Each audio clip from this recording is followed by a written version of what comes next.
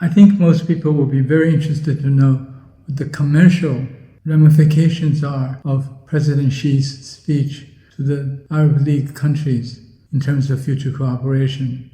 His first focus was on how to give vitality to innovation in various sectors like life sciences, AI, green technologies, and so on, the creation of 10 joint laboratories, including the possibilities of collaborating on space and other innovative or new leading technologies that would be beneficial to the next generation and future generations of China and Arab League countries.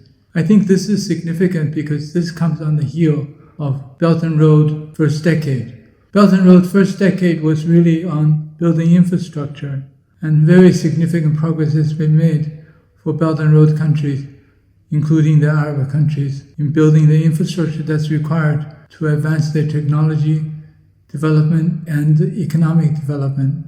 So what we have now is actually Belt and Road version 2.0, which is more advanced infrastructure, including digital infrastructure.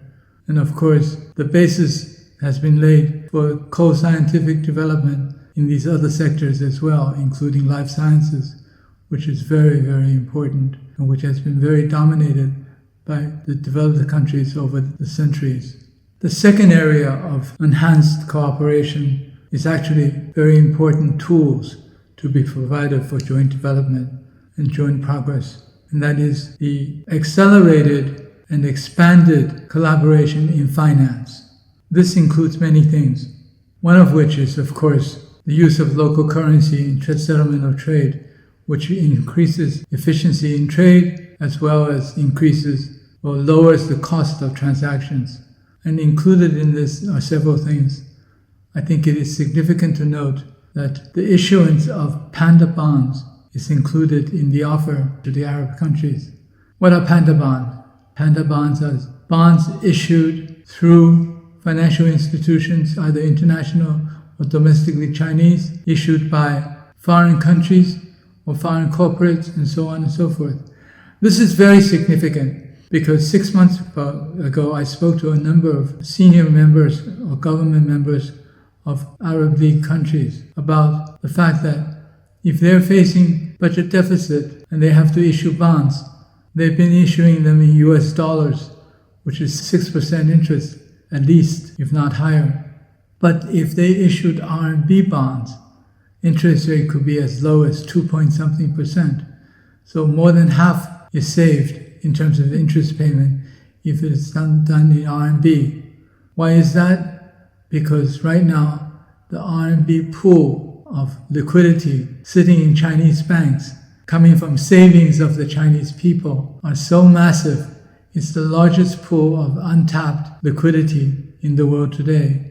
And given the fact that in order to address inflation, US has been raising interest rates left and right, and they talked about lowering rates, but still have not done so, and probably will not done so immediately.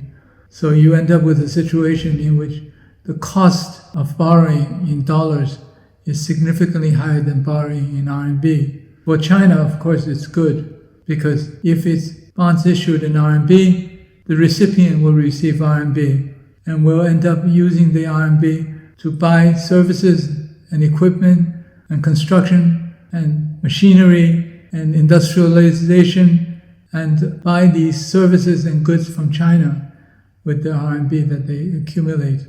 So it's actually beneficial for both sides. China gets to export some of its goods and services, and the borrowing party from the Arab countries will end up with very significant savings in interest rate and also direct access to a very large liquidity pool. The finance side has also welcomed financial institutions of the Arab League countries to join the CHIPS, which is the Chinese settlement system, and then also to jointly develop, to collaborate in the development of digital currency.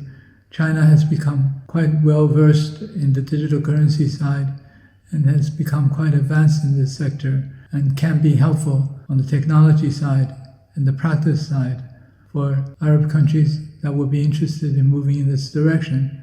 Whether or not you're interested in moving in this direction, I think this will be applied more broadly internationally soon, and it's already beginning to happen. The third area of enhanced collaboration is in the energy sector.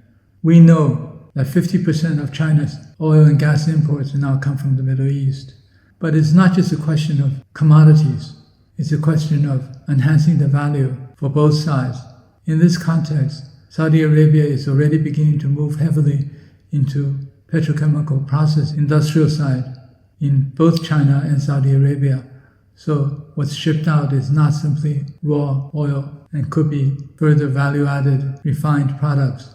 At the same time, given the fact that China is a major user for petrochemicals, significant investments have already been made by Saudi Aramco, SABIC, and so on to develop and build refineries in China.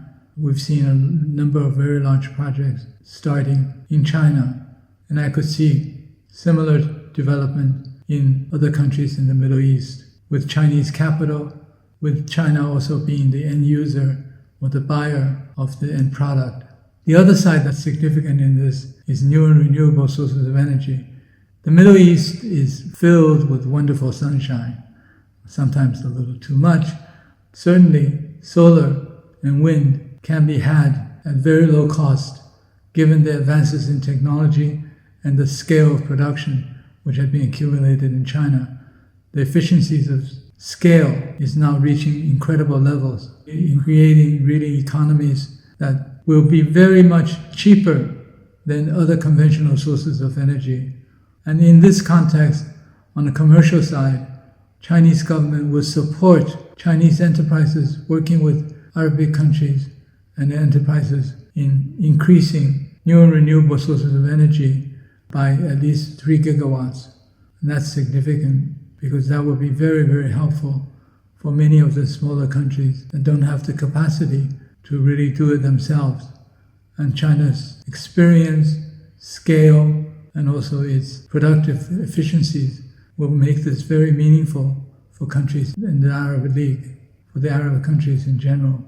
In addition, there's a commitment for 3 billion RMB to be used by the Chinese government to support this movement or this development of how to import more from the Arab countries to create a more balanced trade flow, and including a commitment to import more agricultural product from the Arab countries, which is currently a very significant portion of their export, in addition to energy sources.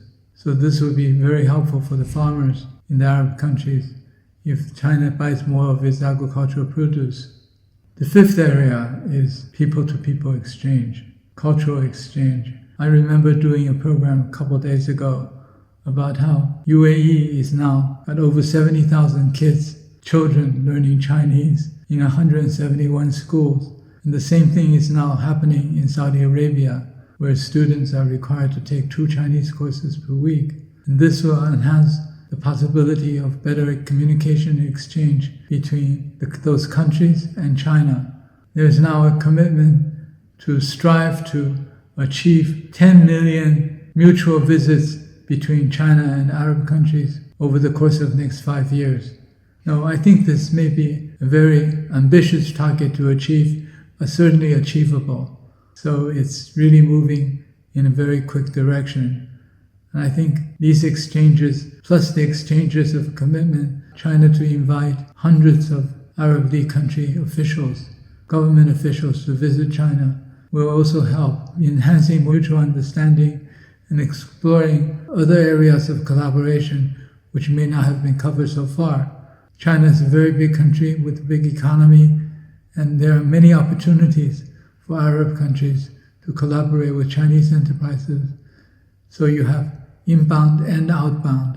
I think this is good for both sides. This is good for all.